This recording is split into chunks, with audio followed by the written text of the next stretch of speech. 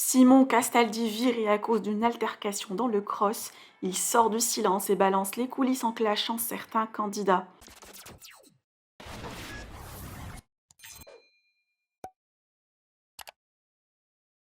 Simon Castaldi sort enfin du silence après l'épisode d'hier des Marseillais versus le reste du monde et dévoile pour la première fois des coulisses et les raisons de son altercation avec Tristan. Le jeune candidat n'a pas hésité à balancer le comportement de Nicolas, Bastos, Paga, Josepa. Ces derniers étaient tous contre lui à cause de sa relation amicale avec Maïva Genam et Luna. Simon se dit pas fier de la violence qu'il a eue envers le candidat, mais ne regrette pas sa défense et son soutien sans faille auprès de Luna. La candidate a beaucoup souffert de sa relation et les agissements de Paga pendant l'aventure. Je vous laisse avec ces explications. Très longue story où il raconte en détail les dessous du cross. Que pensez-vous de son comportement et celui de Paga? Partagez avec moi vos avis en commentaire et n'oubliez pas de liker la vidéo et de vous abonner à la chaîne. Me justifier sur des choses, mais parfois j'estime qu'il faut au moins faire comprendre aux gens le pourquoi du comment, pourquoi il y a eu ça, pourquoi il y a eu ci, ça, ci, ça. Parce que sinon on passe pour un fou, et quand je passe pour un fou, ça m'énerve, parce que je suis pas si fou que ça. Voilà. Il y a des choses que je peux pas encore expliquer tout de suite, parce que c'est encore trop tôt, parce qu'il y a des choses qui vont arriver dans le futur, et c'est à ce moment-là que je devrais un peu donner mon avis et ce que moi j'ai ressenti, parce que c'est important de vous faire comprendre mon ressenti, parce que c'est facile de juger à travers une situation, ce qu'on voit genre à l'écran, interpréter dans le sens qu'on veut. Moi je parle de mon ressenti, de ce que j'ai vécu et comment je l'ai vécu aussi, donc et qui ont fait que les causes à effet de ce qui s'est passé ont été du coup vues à l'écran. Voilà. Des choses auxquelles maintenant que je m'en fous parce qu'à l'heure actuelle je suis très heureux, je suis fou amoureux d'une femme qui m'aime, je pense pour de vrai, parce que je pense qu'on m'a peut-être jamais vraiment aimé pour de vrai avant ça. Bébé, I love you so much. Tu réponds pas? Bébé, je t'aime. Voilà, pas compliqué ça. Je vais pas revenir sur ce qui se passait avec cette autre personne avec qui j'étais en pseudo break ou rupture pendant cette diffusion, que je tairai le nom parce que en vrai de vrai, je m'en carre la tête totale maintenant. Mais c'est vrai qu'à ce moment-là, et c'est important de revenir au moment précis, donc de recontextualiser la situation, j'étais plein de rancœur, plein de regrets, de remords aussi, parce qu'il y a un mélange de tout ça qui ont fait que j'étais dans un tournage avec des gens que j'apprécie normalement de base plutôt beaucoup, et qui malheureusement me voulaient pas que je sois malheureux, que j'ai pas en fait les états d'âme que j'ai eu sur le moment, parce que c'est vrai qu'au début de quand je rentre en tournage, premier jour, bah, je suis très malheureux parce que j'ai pas de nouvelles de cette personne-là, du moins des nouvelles très très vagues, et moi je suis un peu perdu parce qu'elle faisait comprendre à beaucoup de personnes, dont mes amis très proches dans ce monde de la télé, comme Julien, Ber, bien sûr, et qui disait voilà, Simon, je l'attends, s'il n'a rien fait sur le cross, bah, on se remet ensemble, c'est sûr, machin, on peut tous faire des erreurs, ça arrive, machin, machin, machin. Voilà, en gros, ce qu'elle disait à tout le monde, je vais pas commencer à vouloir sortir des preuves, des machins, rien à foutre, c'est ma parole, elle le sait, et voilà. Et moi, c'est vrai que sur le moment, certes, j'ai fait une grosse connerie qui est très grave et qui est parfois même impardonnable, qui d'ailleurs, moi, je pensais que quand j'avais fait cette merde-là, même si j'avais des raisons, parce qu'il y a eu aussi des comportements qu'elle a eu envers moi avant que je fasse ça, qui moi, j'ai pas trop apprécié. Bref, c'est pas le sujet en vrai.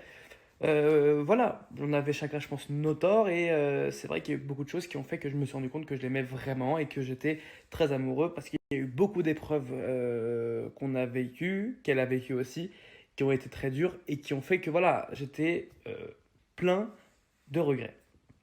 C'est vrai que j'étais quand même très à cran. J'étais très à cran pendant ce tournage. J'étais sur la défensive parce qu'on essaie un petit peu, voilà, comme vous savez, c'est un tournage, donc on est toujours un petit peu de titiller, de chauffer. Moi, c'est vrai que j'ai un peu le rôle du petit lapin, mais d'un autre côté, certains me voient d'un œil méchant, d'un œil jaloux aussi, hein. Ils se reconnaîtront et vous pouvez savoir. Il y a des gens qui ont essayé de me causer du tort, d'essayer de m'intimider à des moments de la diff en pensant que j'allais me taire. Alors vous savez très bien comment je suis, parfois même trop, mais je joue ma gueule tout le temps et j'ai peur de personne. Et dans tous les cas, c'est pas des mecs de 33 balais qui vont m'intimider. Voilà, on est tous pareils. Voilà pourquoi je me suis très bien entendu avec Maëva, parce qu'on est pareil et on pense pareil. Et on a les mêmes manières de penser et de fonctionner. Donc voilà, j'ai donc été pendant ce tournage euh, plutôt très seul finalement. C'est le problème. Pourquoi? Bah voilà, je me suis engueulé avec Nico. Parce que Nico, bah, c'était un de mes seuls vrais alliés, un de mes seuls vrais grands frères, conseillers, amis sur place. Et malheureusement, bah, je ne l'ai pas reconnu. Moi, j'ai très très mal pris le soir où je m'embrouille avec Paga et qui voit toute la scène et qui me défendent pas. Alors que tout le monde voit bien que c'est Paga qui m'agresse et qui me parle très mal. Et encore, ça a été beaucoup coupé. Et moi aussi, ce que je dis, ça a été beaucoup coupé parce que j'ai peur de personne. Et comme je l'ai dit, j'ai dit ce que je pensais d'eux. Parce que voilà, ils arrivent avec un. On sent les gens, tu sais, c'est des gens qui font semblant d'être gentils, mais derrière, ils te regardent d'un œil méchant parce qu'ils savent que tu es le jeune, que tu as 21 ans, que tu leur piques un peu leur place. Ils ont peur de ça. En fait, parfois, on a peur. Voilà, je peux comprendre, mais ils font d'une manière très méchante. Et moi, je l'ai senti directement. Je dis pas que Nico est comme ça, pas du tout, mais d'autres, oui. Et moi, ça m'a fait chier parce que je trouvais ça plutôt nul de à chaque fois que les anciens veulent bloquer les nouveaux, ou les jeunes, ou les machins, par ego ou par je ne sais quoi finalement.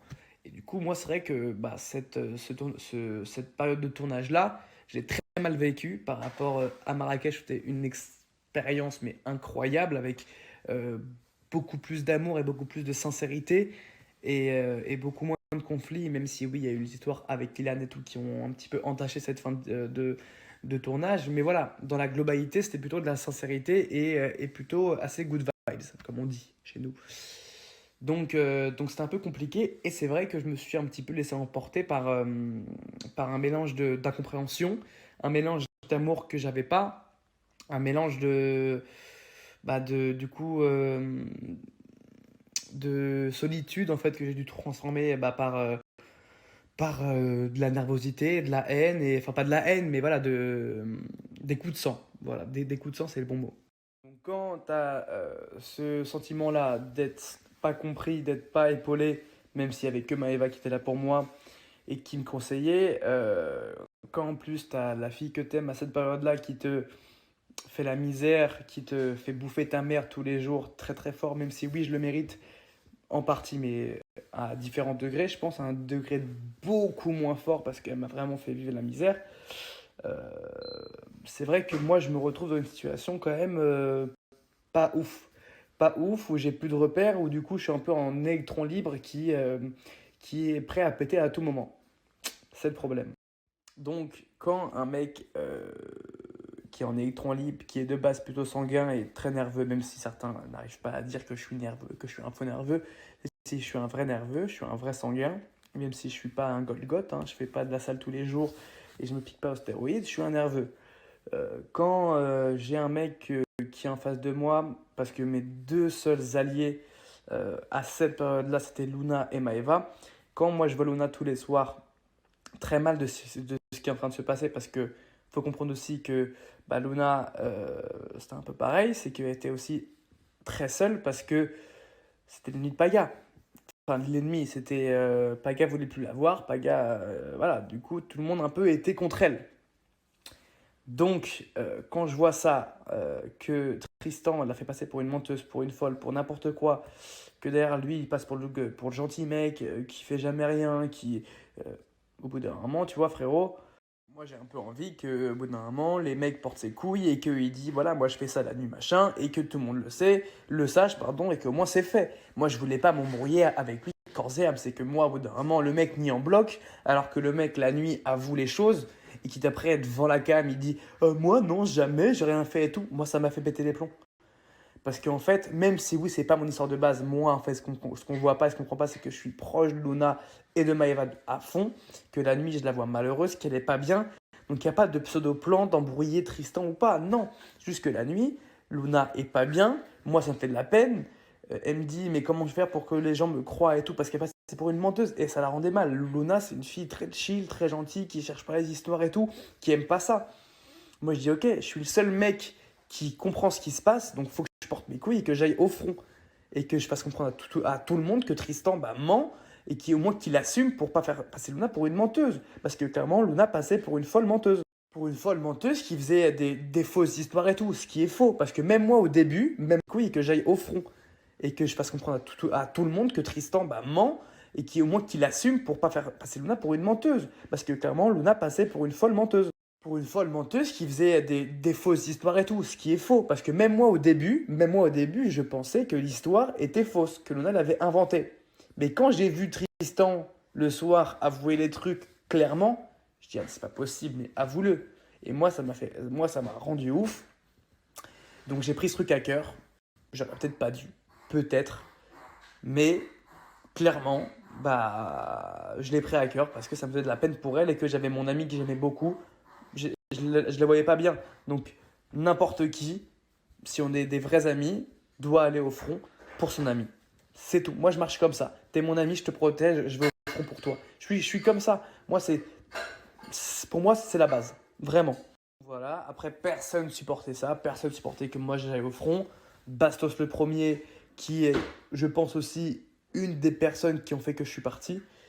Parce que c'est lui qui rallumait beaucoup la mèche et qui supportait pas que moi je parle et que dès que je parlais de ça, il me dit mais t'es obsédé par Tristan, frère? Bah non, je suis pas obsédé, je veux juste que tout le monde comprenne bien ce qui se passe et qu'en plus même ma pseudo ex ne me défendait pas. Donc là j'ai pété un plomb, j'ai vrillé, je dis en fait voilà, on est tous contre moi, personne supporte ma relation avec Maëva parce qu'on est je pense les seuls vrais de vrais à 100%. Il y a d'autres personnes vraies, mais vraiment sans filtre. Et malheureusement, ça déplaît parce qu'on n'aime pas ça. Du coup, voilà, je pense on a voulu chauffer la cocotte, contrairement à ce qu'on peut croire que c'est Maëva qui me disait va faire ça, ça et ça, c'est totalement faux. Moi, je me suis monté le chou à mort, à mort, à mort. Il y a eu cette fameuse dispute. Là, j'ai explosé, je suis allé trop loin. Et bien sûr, c'est des gestes qui sont pas du tout à faire, ni en tournage, ni même dans la vie. Il y a des choses qu'on ne doit pas faire, on ne vient pas aux mains, on fait pas, on n'est pas violent. La violence ne résout rien, je le répète une bonne fois pour toutes. J'ai été très bête parce que j'ai succombé à une attaque facile qui me touchait vraiment parce qu'il a appuyé sur un point qui, moi, me faisait beaucoup de peine à ce moment-là, même si peu de monde le comprenne, moi, ça me faisait beaucoup de mal parce qu'il y a beaucoup de choses qui ont... voilà, il faut comprendre que ma vie, pendant 2 mois, avant le tournage, c'était vraiment...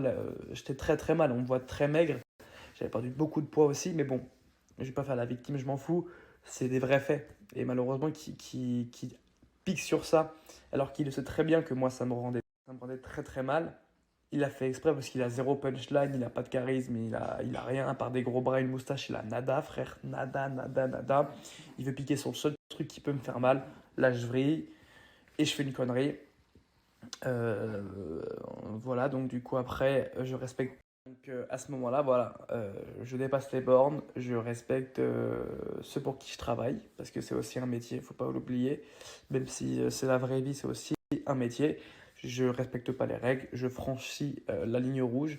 Et comme je respecte et ma production et toutes les équipes qui travaillent pour nous, je dis voilà, j'ai fait une erreur, il faut que je prenne l'air. Et voilà, donc je suis pas ni privilégié ni quoi que ce soit, je pars sans rien dire, tête basse, hein, pas fier du tout, mais c'est comme ça. Donc malheureusement, c'est cher payé parce que j'ai succombé à un truc bête et j'aurais pas dû, mais c'est comme ça, c'est la vie et ça m'a fait, je pense, une très bonne leçon de partir. J'étais très malheureux, on me voit beaucoup pleurer, mais c'est vraiment vrai. Je pleurais beaucoup, autant parce que je laissais un truc inachevé, d'un autre côté, je regrettais parce que c'est bête de partir sur ça. Mais bon, quand je vois certaines ITV de mon départ, comme celle de Nico qui dit que c'est un mal, enfin que c'est triste, mais qu'en vrai c'est bien, tout ça, voilà, je- ça confirme en fait ce que je pensais et ce que je pense toujours, même si il n'y a pas mort d'homme, quoi. Au moins, voilà, j'ai voulu un peu me fier à mes propres idées et à suivre mes pensées comme j'en avais envie.